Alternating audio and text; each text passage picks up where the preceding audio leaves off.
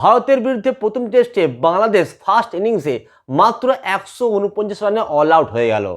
47.1 ওভারই খেলতে পারল বাংলাদেশ, আর 47.1 ওভারের মধ্যেই বাংলাদেশের পুরো দল 149 রানে অল আউট হয়ে গেল। বাংলাদেশের হয়ে সর্বোচ্চ রান করেছেন সাকিবুল হাসান, তিনি করেছেন 32 রান।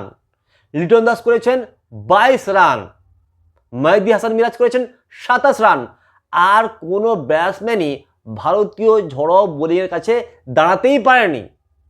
জসপ্রীত বুমরা 4 উইকেট নিয়েছেন, Mohammad Siraj 2 wicket, Akashdeep 2 wicket, Rabindra Jadeja 2 wicket.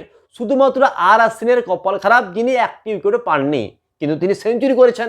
যাই হোক, ভারত প্রথম ইনিংসে করে 376 রান, আর 376 রানের জবাবে বাংলাদেশ করে মাত্র 149 রান।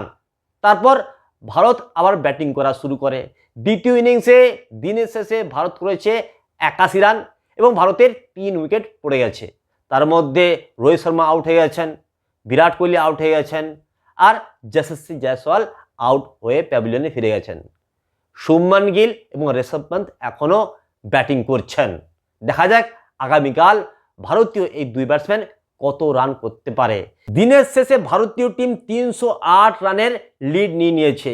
81 রান করেছে ভারতীয় টিম এবং 3 উইকেট হারিয়ে ফেলেছে। আরও 7টি উইকেট রয়েছে ভারতীয় টিমের কাছে। তো এই বিষয়ে কোনো সন্দেহ নেই, ভারতীয় টিম বিশাল একটা স্কোর খাড়া করবে। এখন বাংলাদেশের কি হবে? বাংলাদেশ এই ম্যাচটা গোহারা হারতে চলেছে।